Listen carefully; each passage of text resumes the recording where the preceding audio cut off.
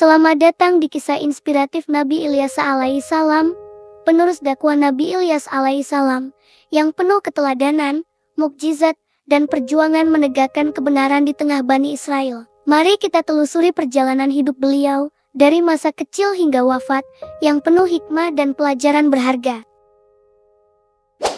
Nabi Ilyas alaihissalam lahir di tengah keluarga Bani Israel yang banyak menyembah berhala. Ia berasal dari keturunan mulia, yakni Efraim bin Yusuf bin Yakub. Sejak kecil, Nabi Ilyas alaihissalam dikenal cerdas dan penuh keimanan. Orang tuanya mengajarkan tauhid dan kejujuran dengan tekun. Lingkungan sekitar penuh tantangan bagi keimanannya. Ketika kecil, Nabi Ilyas alaihissalam sering sakit keras dan hampir meninggal dunia. Keluarganya sangat sedih dan hampir putus asa menghadapi penyakitnya. Nabi Ilyas alaihissalam yang sedang bersembunyi dari kaumnya datang ke rumah Nabi Ilyas alaihissalam. Nabi Ilyas alaihissalam berdoa kepada Allah Subhanahu wa Ta'ala agar Nabi Ilyas alaihissalam sembuh. Doa itu dikabulkan dan Nabi Ilyas alaihissalam pun sembuh secara ajaib.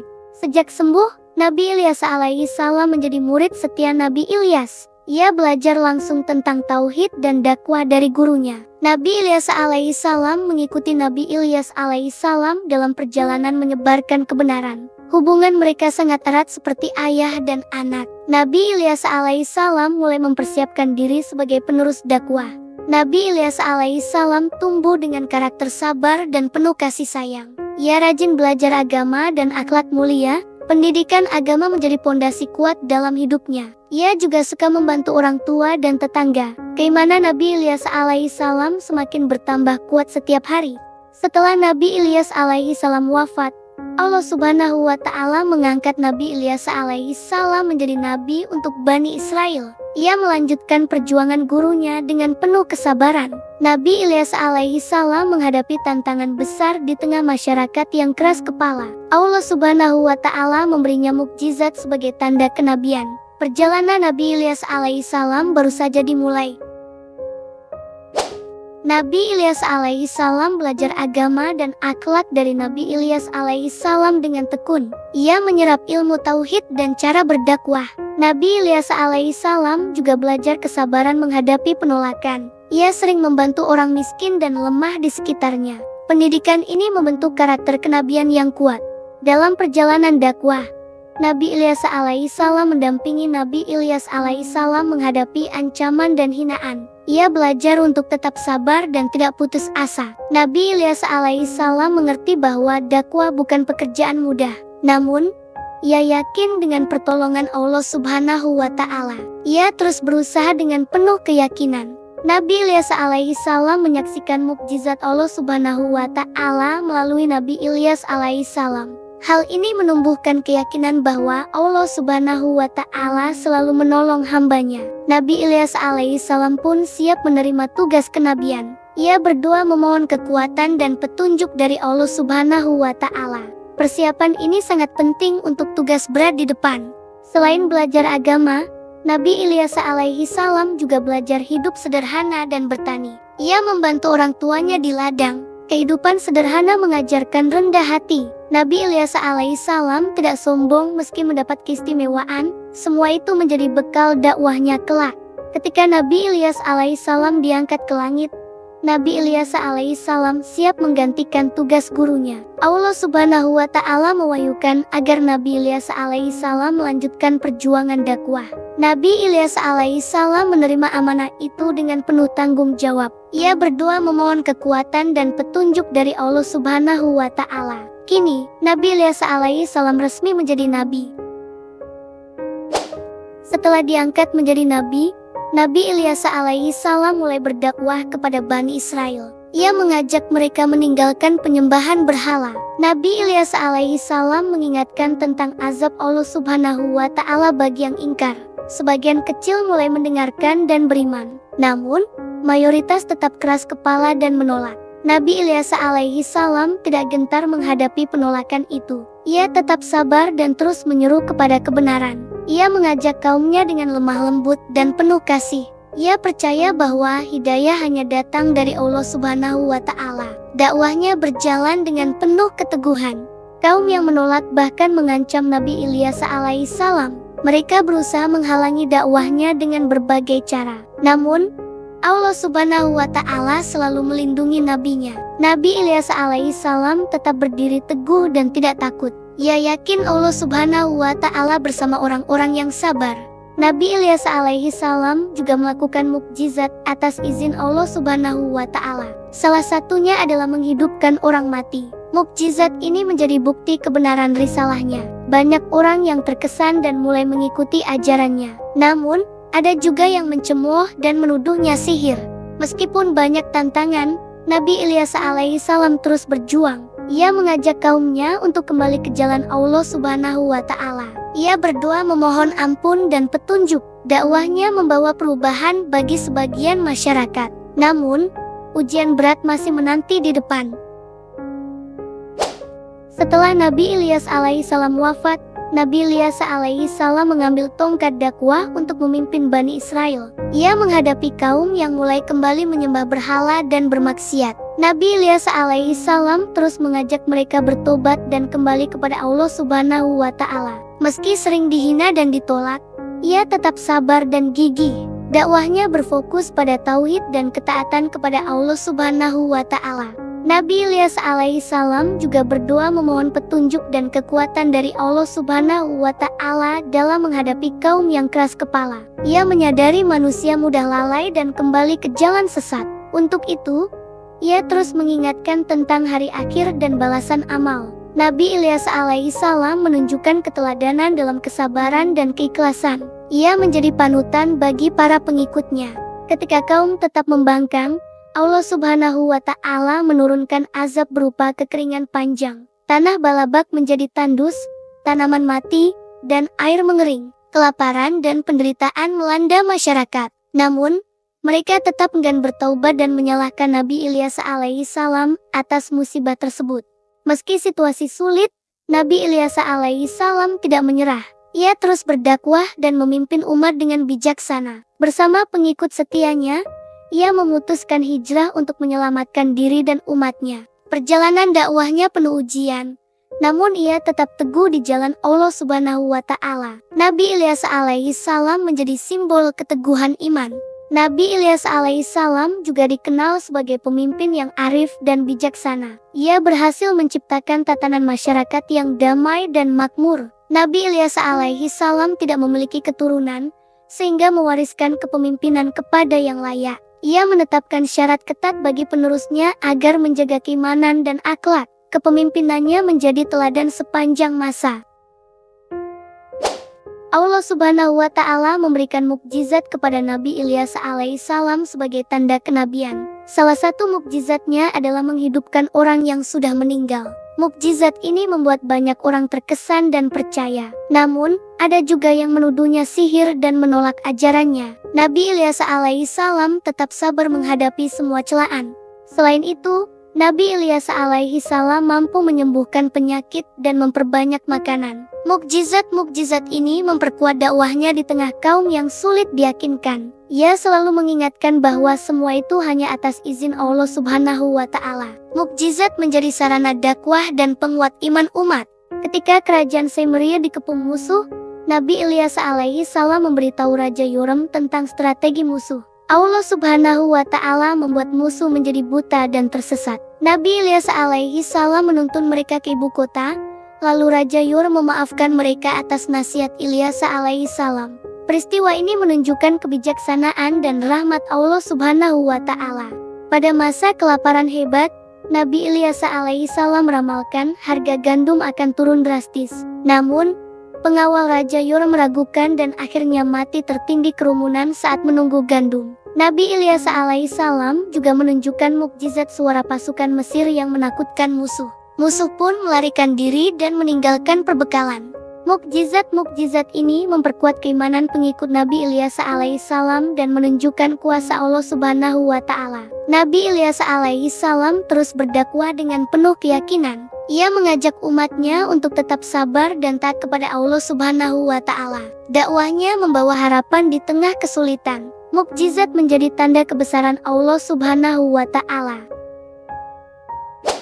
Setelah Nabi Ilyas alaihissalam wafat, banyak kaum Bani Israel kembali menyembah berhala. Allah Subhanahu wa Ta'ala menurunkan azab berupa kekeringan panjang di negeri mereka. Tanah menjadi kering, tanaman mati, dan air mengering. Kelaparan dan penderitaan melanda seluruh masyarakat. Mereka yang keras kepala tetap tidak mau bertaubat. Banyak yang meninggal karena kelaparan dan penyakit. Namun, Nabi Ilyas alaihi salam dan para pengikut setianya tetap sabar dan berdoa. Mereka terus mengajak kaum untuk kembali kepada Allah Subhanahu wa Ta'ala. Ujian ini menjadi pelajaran berat bagi kaum Bani Israel. Kekeringan membuat kehidupan di Balabak hancur. Sungai-sungai mengering, hewan ternak mati, dan ladang tak subur lagi. Nabi Ilyas alaihi salam mengingatkan bahwa azab ini akibat kemaksiatan mereka. Ia terus menyeru agar mereka bertobat dan kembali ke jalan Allah Subhanahu wa Ta'ala. Tapi penolakan tetap terjadi. Meski begitu, Nabi Ilyas alaihi salam tidak menyerah. Ia memimpin umatnya dengan bijaksana dan penuh harapan. Bersama pengikutnya, ia memutuskan untuk hijrah demi keselamatan. Perjalanan hijrah menjadi awal baru bagi dakwah yang lebih kuat. Nabi Ilyas alaihi salam tetap yakin Allah Subhanahu wa Ta'ala akan memberikan pertolongan. Ujian kekeringan ini menunjukkan betapa beratnya tugas Nabi Ilyas alaihi salam. Ia harus memimpin umat yang sulit diatur dan sering ingkar. Namun, keteguhan dan kesabarannya menjadi teladan. Ia mengajarkan agar selalu berserah dan berdoa kepada Allah Subhanahu wa Ta'ala. Hikmah dari ujian ini sangat besar. Melihat penderitaan kaumnya, Nabi Ilyas alaihi salam berdoa dengan sungguh-sungguh kepada Allah Subhanahu wa Ta'ala. Ia memohon agar azab diangkat dan rahmat diturunkan. Ia juga mengajak kaumnya untuk bertaubat dan memperbaiki diri. Sebagian mulai sadar dan mengikuti ajakannya. Doa Nabi Ilyas alaihi salam dikabulkan Allah Subhanahu wa Ta'ala. Awan mendung berkumpul dan hujan turun deras. Tanah yang tandus mulai subur kembali. Sungai mengalir deras dan tanaman tumbuh hijau. Kehidupan mulai pulih dan masyarakat bersyukur. Hujan membawa harapan baru bagi Bani Israel. Mereka mulai meninggalkan berhala dan kembali menyembah Allah Subhanahu wa Ta'ala. Nabi Ilyas alaihi salam mengingatkan agar selalu bersyukur dan taat. Ia terus membimbing umat agar tetap di jalan yang benar. Dakwahnya semakin kuat dan diterima. Namun, masih ada sebagian kecil yang enggan berubah. Mereka tetap keras kepala dan kembali berbuat maksiat. Nabi Ilyas alaihi salam terus berusaha dengan sabar dan penuh kasih. Ia mengajarkan pentingnya kesabaran dan keikhlasan dalam beriman. Peristiwa turunnya hujan menjadi bukti kasih sayang Allah Subhanahu wa Ta'ala kepada hambanya. Nabi Ilyas alaihi salam menjadi perantara rahmat dan petunjuk. Kisah ini mengajarkan kita untuk tidak putus asa menghadapi ujian. Selalu ada harapan bagi yang beriman dan bertobat. Setelah masa sulit berlalu, Nabi Ilyas alaihi salam memimpin Bani Israel dengan kebijaksanaan. Ia menegakkan keadilan dan membantu kaum miskin. Ia mengajarkan pentingnya syukur dan saling tolong-menolong. Masyarakat hidup damai dan sejahtera di bawah kepemimpinannya. Nabi Ilyas alaihi salam membentuk majelis ilmu untuk memperkuat keimanan umat. Ia mengajak semua orang belajar agama dan akhlak mulia. Anak-anak diajarkan membaca kitab suci dan berakhlak baik. Kepemimpinan Nabi Ilyas alaihi salam menjadi contoh teladan bagi generasi berikutnya.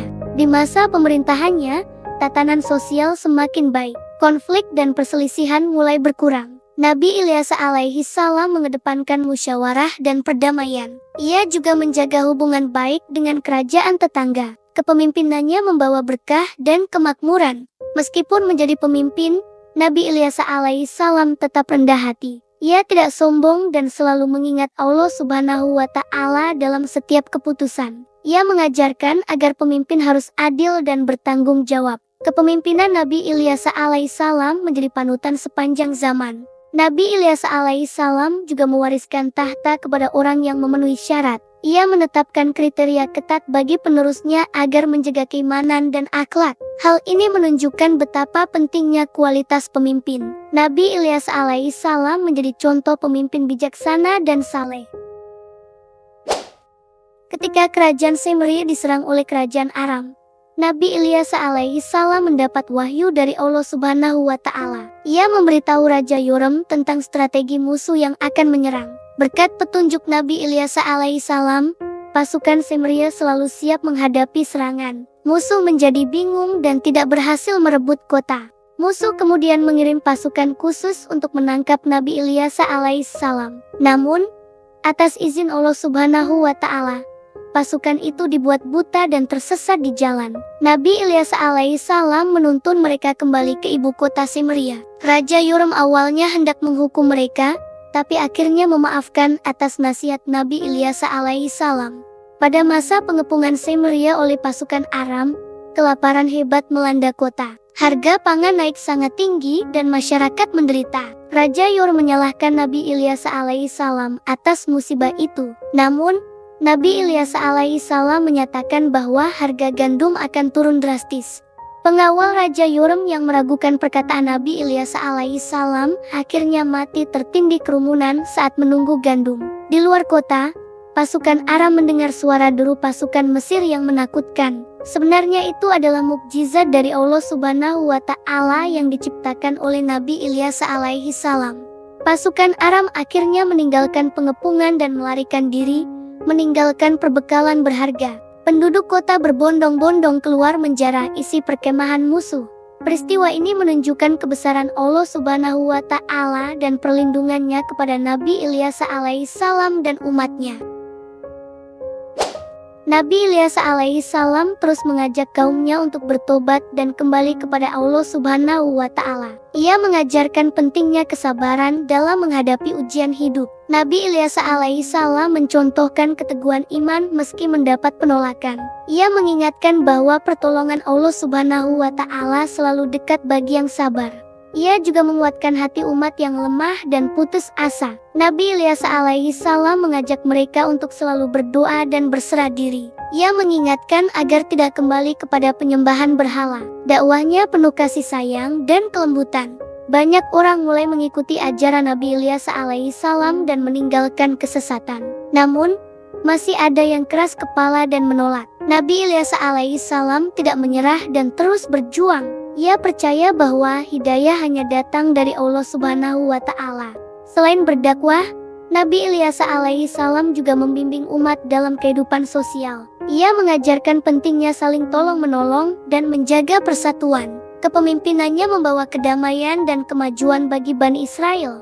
Nabi Ilyas alaihissalam menjadi teladan kesabaran, keikhlasan, dan keteguhan iman. Kisahnya menginspirasi umat untuk tetap teguh di jalan Allah Subhanahu wa Ta'ala. Ia menunjukkan bahwa dakwah adalah perjuangan panjang penuh ujian, namun hasilnya adalah rahmat dan keberkahan.